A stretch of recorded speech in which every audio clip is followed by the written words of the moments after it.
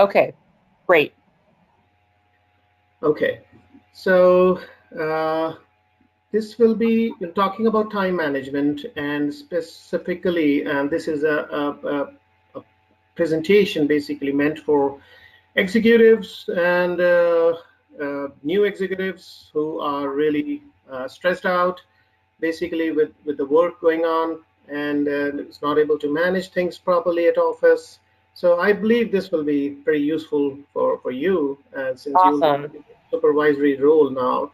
So, and as you know that, well, use time or lose it. That is exactly the motto here, basically. And it's that the time we use is directly proportional to the money we generate, or sometimes we're not able to cope up both between these two, and that really it creates a problem in our professional life as well as personal life.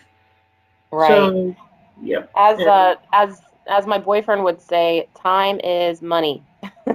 absolutely, absolutely. That's what I said. It's directly proportional to money these days, and we all live a very stressful life. You know, everybody here, specifically in developing countries, developed countries, and we have some. This is the biggest constraint in our lives, and it is difficult to cope up because we revolve around three things. One is our professional lives, and the other is our people we deal with on a daily basis, and our relations and everything. So coping up a balance between these things is absolutely a necessity these days, and that's a reason I believe, being from a scientific background, I believe that that's the reason why we go to psychiatrists a lot these days. We consult doctors, and that's a real problem, you know. And this is increasing day by day. We go into meditation. We talk about uh, the different lifestyles, changing our lifestyles. All these things are is going, as you must really agree, specifically in a place like New York, Oh financial yeah. financial capital of the world. You know, so it's difficult. I totally understand that part. I hope I never have to see a psychiatrist for my crazy life. I Oh yeah, mean, yeah, I'm absolutely. thinking to myself, like, Nobody man, wants that. Yeah, if but I had a family, that would be another crazy part where I can't even imagine doing my job and having a family. That would put me over the edge. oh yeah, absolutely. You know what? These things go on. If you don't take care of these things, and this is a pretty serious issue. You know what? We don't take this things seriously, but this is going to be a big problem. My daughter, she goes to Clemson and she studies their finance. And these kids, 20 years of age, 21 years of age, they are really stressed out. And we will be taking Yeah. care of few parts as well, talking about the stress levels and all those things. So, but as you said, it's really coming out of hands these days, and it's getting difficult day by day. It starts right from school days, and it goes on from school timings up to the professional lives, and this is something Right. that really needs to be taken care of. Yoga, you might have heard about yogas and meditation and all. These are uh, things which really are important, basically. And above all, as I said, of course, is the time management. Yeah, I'm really hoping that today like kind of sets the foundation block of understanding and being aware of the different things that I can do to kind of avoid the stress levels future in my future life. Absolutely. You know what, Janelle, you might be doing those things every day. I won't say that. I will totally be honest with you. This is something which will not like make things absolutely 360. But you know, you might be doing those things every day, but perhaps just need little remodeling and those putting the things in order. Basically, that's what this presentation is all going to be about. And I believe this is going to be definitely be doing a big help to you, and this will make your life much easier. Great. Yeah. Thank you. So uh, I, as I said, just about investment, and we definitely need to invest uh, in time. so that future becomes better, and we are able to manage our future in a better way, specifically when we get into a hectic professional lives, we get into relationships and all those things.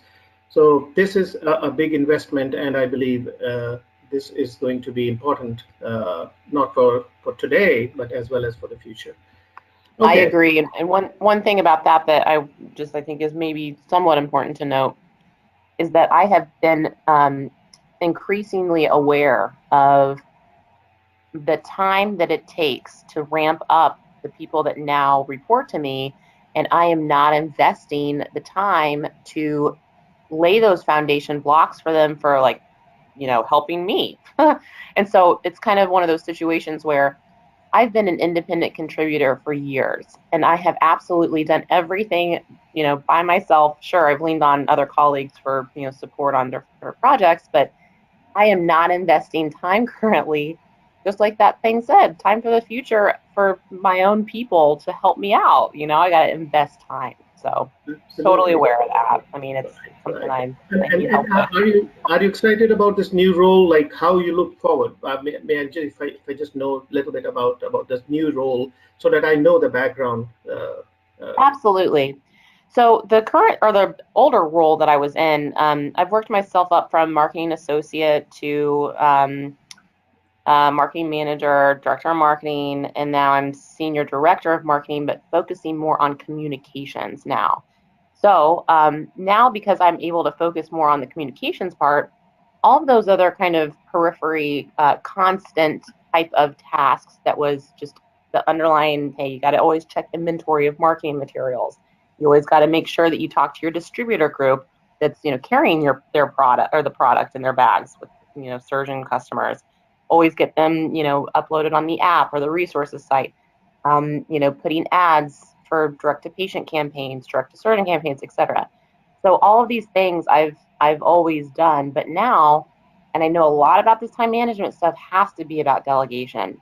So for me to be able to delegate all of the event management stuff, all of the graphic design, creative work, Mhm. all of the, like I said, consistent type of tasks that you have to do as a marketer, I'm now having to delegate all of those things to my different my colleagues on my team. So here I am, senior director of communications, marketing communications, with a marketing associate, a graphic designer, and an event manager reporting to me, which Okay. is all wonderful. But they're really starting to lay the um, uh, what is it called? Org chart. Put the org chart in place where it's like, hey, we're building a team around you so you can have people focus on those tasks so you can think more strategic and be really more of that communications role, and kind of like being the, home base, if you will, for everything marketing. But that's, I'm kind of heading up that team. Okay. Okay. Okay. So any fear in your mind, which basically you have something. Okay, this is going to be a big issue. And beside you just talk. Anything else which you feel like in professional? Um, really, it's a couple of the gray areas that I just really know that I need to work on. I mean, obviously, prioritizing is a huge deal that I think I'm really lacking any kind of. I was always able to just handle it myself, but now that I'm managing these other people, I got to kind of, manage their calendars, set the expectations with them for, weekly, monthly, quarterly goals, which I've always just done that for myself. But so anyway, I think it's more about a prioritization type of, not fear, but just I've never really had to do it that way, and that's kind of a big thing. I'm like, oh man. And then, like I was just saying, the time investment part, I have to, whatever it is, maybe like Monday mornings from 9 until 11, I do planning where all I'm doing is just looking at the calendar and thinking about what I need to prepare for the week, block those times out. I mean, Mhm. I'm doing that stuff already somewhat, but it's just more like it's a different way of working that I just have never really had to do. So there's also like the transition part of that change. I understand. And then other than the whole prioritization, managing the other people, another big thing that I'm going to be having to do as this communications role, I am, like I said, kind of like the face of marketing for the company. So I will have to travel a little bit more, give more presentations. I'm actually taking a public speaking class next month. That was another thing that I asked my boss, like, hey, if you're expecting me to go, because I used to present, to my executive team, but it was always just such a small group. I mean, we had 4 or 5 people in the room. Now they've absolutely pushed to hiring more people where I'm literally like last quarterly meeting, I was standing up in front of 75 people and I'm like, I am so personable, but for some reason, when I get up there, the public speaking thing is another thing that is a little fearful to me. And I know I'll get over it. It's just, I got to just make sure I'm confident in the content, and then just prepare. Just so anyway, those I guess are the main 2 things, where managing other people in this role and prioritizing their tasks along with mine, and then the public speaking part I'm presenting now. I totally understand. Since this is a transition time for you, I totally understand. These things do come up, and I'm very happy that your way the way forward is very good, and this is how it should be basically. And uh, if you are able to do this properly, then the next step should definitely be going around public speaking part, because you are going to be in a motivational role, be talking to people, your group, and all those things. So that definitely comes after this. I totally agree on that. Great, that's good to hear. Okay. So yeah, Janelle, the next part we are going to talk about is a Pareto principle, and this is going to come a few times during the presentation. So I will give a little bit of a background about this Pareto principle. And this is also known as an 80-20 rule, or the law of the vital few, or the principle of factor scarcity. What it states that for many events, roughly 80% of the effects come from 20% of the causes. So just interrupt me wherever it seems like Say I'm that going. again. 80% of the what? 80% of the effects come from 20% of the causes. I'm going to explain it to you more in more detail now. Okay.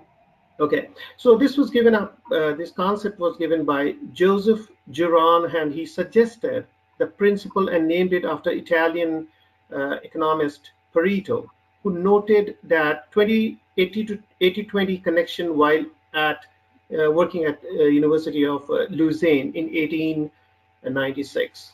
So what essentially Pareto showed that approximately 80% of the land in Italy was owned by 20% of the population. You understand that, right?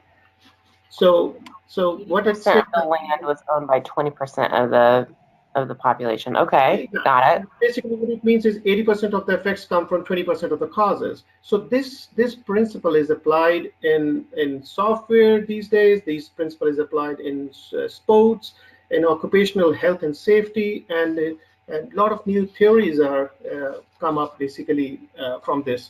So he found that this guy Pareto, he found that he noticed that 80% of Italy's land was owned by 20% of the population, and he then carried out surveys on a variety of other countries and found, to his surprise, that a similar distribution pattern was applied.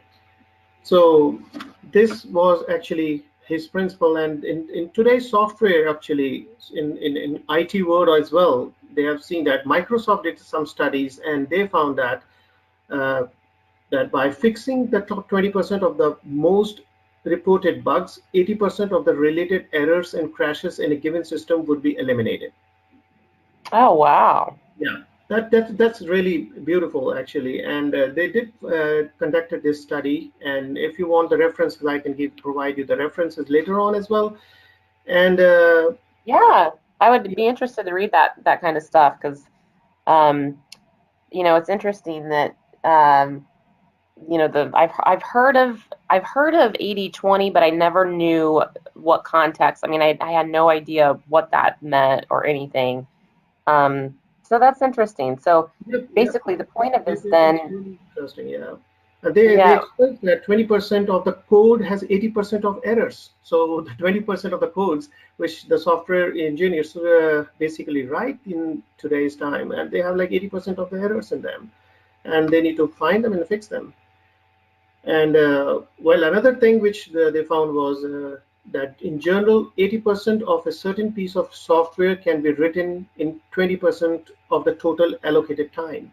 So again, coming back to the time management part, so they also found that 80% of certain piece of software can be written in 20% of the total allocated time. So this is the Pareto principle, and in sports as well, have applied this principle in, I think it was in athletic training, where they roughly found that 20% of the exercises and habits have 80% of the impact, and the training should not focus so much on a varied training. So that is applied in sports as well. So wow. yeah, that necessarily doesn't mean that having a healthy diet or going to a gym are not important, but they are not as significant as the key activities. Okay, So so the whole point is that the key activities really that's what's going to make the impact. absolutely, absolutely, and yeah, well, this also is applied in occupational health as well, and uh, they underline the importance of hazard prioritization, actually assuming that 20% of the hazards account for 80% of the injuries. Wow. So this is something very important actually, and this is going to come uh, during the time of this presentation. So as I just explained it to you, that 20% of staff make 80% of revenues, another deductions actually from the principal, and 20% of the stock generates 80% of income. And similarly, 20% of factory errors causes 80% of rejects, and so this is applied in a lot of areas. Yeah, the top one that's highlighted with the staff, it's like you gotta, I've heard about like weeding out the ones that, at the bottom of the feeder or whatever it is. But yeah, I mean, it makes sense. It's interesting. Yeah, yeah, right, right. So why we discuss this thing now? Basically, the main aim for this is to focus the energy actually, focus the energy that if only 20% of those things that you spend your time doing produces 80% of result that you want to achieve. So basically, identifying the key 20% activities that are most effective, producing 80% of the results, and make sure you prioritize those activities. So this is the real key here, that we need to identify out of what you do there during the entire day, and find out exactly what are those 20% of the things which basically yield 80% of the results, which makes you important actually, and makes your work important. So So what did you say in the very beginning about this? This is effective versus um, in the very beginning when you said 80/20, this is like effective yeah, activity that's over that effectiveness. What was yeah, it? that was roughly 80% of the effects come from 20% of the causes. Causes. That's what it is. Yeah. Cause and effect. Okay. Yeah, that's a thing actually. It's very important actually. That's, I believe, the gist of the whole thing. The presentation, I believe, will be focusing around this focusing your part of work, your energy, and your output, input, everything on in this 20%, which can give you 80% of the results. Got it. So are you going to help me identify what those are? Yes, we are going to do that. Uh, Great. Not specifically about the work areas, because your work may be a little different than what Yeah, I it's do. only, But yeah, yeah, exactly. we will definitely be talking about those things, so that you identify those parts, and you stress upon those things in a better way. Great. Okay, so the module one of the presentation, I believe we are going to talk about the key points here is setting goals and making your goals smart, plan your success, evaluate priorities, analyze your current use of time, and deal with procrastination. So these are the points we are going to discuss in module 1. So Janil, we are okay at this time? Like, we are not running, we are too slow or too fast? I just need your feedback. Yeah, definitely. I'm all good. Okay.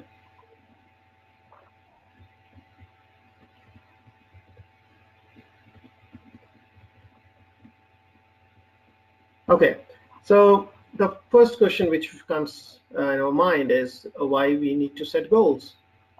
So we want to know exactly at this time what exactly we are doing and what results we are going to get later on, and the goals which we are going to set up, how it affects basically the direction of your life and business, and accomplishing a goal basically uh, yields a more satisfying experience for a person, how well the person feels about after setting up those goals and achieving results.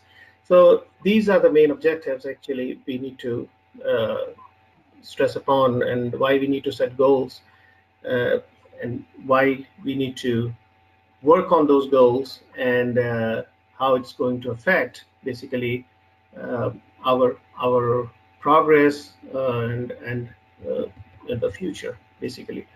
So I'm going to skip these exercises. I believe there's not like much we can work out on this, but we are going to talk more about the the goals. Okay, Okay, just so I know what was the point of the wheel exercise? these are actually we are going to do some exercises later on maybe, but I Okay. think, yeah, I don't want to break up the speed here, so it will be okay. We'll think about later on. We can work on these things later on. Okay. Okay.